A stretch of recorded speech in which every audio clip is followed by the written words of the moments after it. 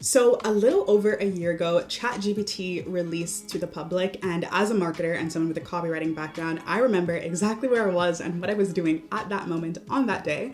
Because first of all, everybody and their mom who knew me, who knew I did copywriting, was sending me messages saying, hey, aren't you scared you're gonna lose your job to this robot? Sending me articles, oh my goodness, this is gonna be so bad for anyone in this copywriting industry, blah, blah, blah, all of the things. And also because I was really eager to test it out. I remember sitting down on my laptop for hours playing around with it, seeing what it could do, seeing what it was good at, what it was not good at. I think in the first 24 hours, I had already kind of gotten into a flow with how I would use ChatGPT. And I would be lying if I said I wasn't a little bit nervous at the time. I definitely was, but I'm an optimist. I always look at things and see how can it benefit me. And I always did have the core belief that it would be more helpful than harmful for the kind of marketing industry. And I think so far that has held true. Since that time, so many other amazing AI platforms have come out that really help streamline processes for businesses and for marketers. And I would say that these things that we use it, for example, speeding up market research and ideation and those sorts of things, it helps us focus on the more creative aspects because there's some data and logic when it comes to marketing. Like when you're thinking of paid ads, for example, you have to set metrics that you have to hit in order for things to work and kind of set barriers, put things in a little box, to start. But at the same time, people are buying on emotion, which isn't really logical. So the creativity aspect is really important. And I think that when you're able to just focus on that and really use the nuances that we have as humans with AI, we make money, we make life-changing brands. I think AI has definitely had a double-edged sword in the industry. On one hand, it has really been helpful to streamline processes and make work easier and faster. However, a lot of brands seem very dull and bland and are doing the same thing because they're all using these AI tools, and it's extremely obvious, at least from a marketer's perspective, right? So in this predictions video, I'm going to be sharing what I think brands are going to be doing / should be doing to stand out in this age of AI, to not fit into that bland category that's obviously just doing the least amount of behind the scenes creative work, coming up with different strategies, ideas to put themselves out there, and taking the easiest road possible by just pushing some prompts into AI and hoping for the best. If you're new here, my name is Danae. I make marketing simple. If you are interested in marketing, definitely consider subscribing and signing up for my newsletter, the Digital Marketing Diaries, which you can find in the description. So as I kind of alluded to, a lot of my predictions are based on things that I'm already doing with my clients or already hear other brands talking about that I can see working and I believe will continue working within the next couple of years. Prediction number one is that a lot of brands are going to be expanding their marketing efforts on different platforms. I think when TikTok came out, a lot of brands kind of got their start on that platform and have maybe just stayed doing organic content on that platform or even doing paid media on that content, but haven't expanded really and put in efforts in other platforms. But I think what we're noticing now is that there are so many brands popping up and people pushing stuff to consumers. So there are a lot more touch points that consumers need in order to say, okay, pull the trigger and purchase your product. So most consumers aren't going to see one organic TikTok video or one paid media ad or even a couple of paid media ads and purchase your product. They need a lot of different touch points, and the best way to create more touch points for the consumers is to put yourself out there more. So I work with some D2C brands that are starting to post YouTube content, and the YouTube content is just value related to the solution that their customer is looking for when they are purchasing their product. I have other brands that were really just focused on, let's say, TikTok and Instagram organic that are focusing more on getting paid ads out, or the opposite, brands that were really just driven by ads, focusing on building their organic content through Instagram, TikTok, Facebook, YouTube, all of the things. So I think that we're going to see a lot more brands kind of pushing out YouTube content, maybe even podcast content, just generally expanding their marketing, expanding their efforts on different platforms, because we want to have more touch points for our consumers. And in order to do that, we need to put ourselves out there more. So prediction number two is that a lot of brands are going to start putting more effort into having a face of the brand, or at least just having more authentic personal connections / interactions with their customers. I think there was an era on Instagram where brands were posting a lot of Canva style content, and that worked well for its time, and the infographics and all that type of stuff. But I think right now, having someone that can really represent your brand, a face, a recognizable human that people connect with, is going to perform well. I think back when Threads had just released, a lot of the social media managers were breaking the fourth wall by being like, oh my goodness, my manager just asked me to post on Threads. Now I have 4 social media platforms to manage, and people kind of got connected to these social media managers and would comment like, you need a raise, like that kind of thing. That's something that I started to see a lot in 2023, and I think that's going to be basically in 2024, it's going to be an escalated version of that. So we're going to have a face of the brand on social media platforms and break the fourth wall in that way. That will also help both community and connection for your brand.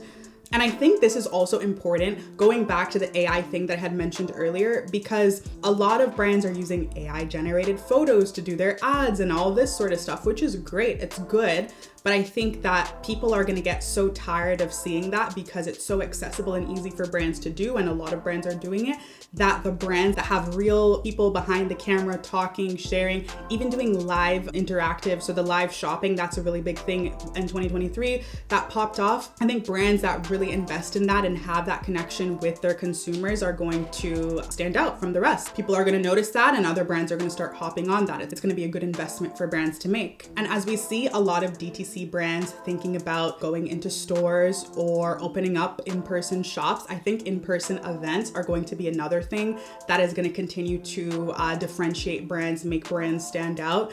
DTC brands doing really big pop-ups where they are able to, again, connect with their audience, maybe have really interesting marketing campaigns, have exclusive products for people that come in person, and really build a community around their brand in that way. And it's so easy for anyone to just kind of take any random product from AliExpress and start a brand and make small tweaks with it and put an AI photo and run an ad with it. I think people are aware of that and appreciate brands who have a story, who invest in their community, who invest in their consumers. So yeah, having an interactive experience and brand authenticity by having a face of the brand and more interactive IRL situations going on with your consumers. So prediction number 3, I want to call it having clear missions. I think the best way I can put it is I think that brands are going to have to start being way more transparent with everything, or at least I think the brands that do this will see an extreme benefit from it. For example, someone that also relates to the other point that I had just mentioned is Strawberry Milk Mob on TikTok. I think she has like 1 million, maybe even 2 million, 3 million followers at the moment. I've been following her well before that point. It's been so nice to see her trajectory as a brand. She shares a lot of quirky content about her life, and also randomly, reason number 477 why I love men. And she'll say something like super niche about what men do, and that relates nothing to what she sells, which is bikinis, but she's been able to build a community around herself, around this persona, and people really, really love her and her personality, her quirkiness, her vibe, and also really love her products as they are associating her with the whole entire vibe. And now she's brought her whole family into it. She has her sisters, her mom, her dad, they all have appearances on her TikTok, and she's able to kind of promote her sales. She's able to share the ins and outs of and behind the scenes of her video. She will be in her office packing orders, filming a TikTok video. She was able to film a literal vlog style TikTok with her iPhone and be like, here's the process that we use to do the advent calendar, showed herself behind the scenes making the box, explained why she did the box a certain way, why she did 8 days, what she was thinking about for the future, kind of addressing the situation, saying this is what it took and this is what I'm thinking about improving in the future. From the comments, I think a lot of people respected and like to see the ins and outs of things, because I think a lot of consumers don't really know what goes on behind the scenes when it comes to packaging, when it comes to coming up with product ideas and shipping and all of that sort of stuff. So because she has this connection and this audience that she can literally just blast all this information to in such an authentic way, she's able to build a connection and people trust her, because even if she's not being as transparent, which I think she is, but even if she wasn't, she appears to be transparent. So I think that this transparency is going to be super important for brands moving forward. I even think about the Gymshark founder when I think about this prediction. They've been doing that for quite some time now, but again, I think in this age of AI, it's going to be even more important. I imagine founders of smaller businesses going on talk shows, doing news articles, there's a demographic, I think women ages 35 plus, who I think their number one like point of social proof for a brand before they buy is like an online article or popular blog posting about it. But I think that it's obvious that sometimes these brands are paying for that. So I think you can kind of curate your own version of social proof by building more transparency on using short form or long form content platforms like podcasts, for examples. And also within this whole realm of transparency, I think that there's going to be a bit of UGC, user generated content fatigue, when it comes to creatives. I don't think that it won't work anymore. I think it will, but I think what will really be helpful for brands is to build more authentic connections with influencers and their customers in general. I work with brands who have volunteer programs or have incentives for people to try out products and give their feedback, do reviews and that sort of thing. And they get really good content from that, which is just appears more authentic. And because the product solves a problem, like it fixes a skin issue, they have the before and afters, they have then the connection with the customers. I work with brands who get on a lot of calls with their customers and ask them questions so we can really understand them as a person. But then there's also like word of mouth. I think people underestimate how powerful word of mouth is, or that in real life talk about your product is. If I'm looking for a product recommendation, the first thing I'm gonna do is text my two best friends and say, hey, do you have a product that you use for XYZ? Like, let me know. They'll then go tell me, yeah, I've used this and this product XYZ, this product XYZ, and then I'll go and purchase whatever product they said was best, right? So imagine on top of that, my friend said, yeah, and they even have this volunteer option where you could test this specific product. I was having a problem with the product and I sent a DM and someone on the account helped me, etc., etc. Like, build a connection in that way, and then having that word of mouth aspect around that is so underrated, but it goes a long, long way, especially in the long run. And we're all trying to build long lasting brands. So I think a lot of transparency is going to be required in the upcoming years. And last, prediction number 4, I definitely had to add this in there, especially again, as a copywriter.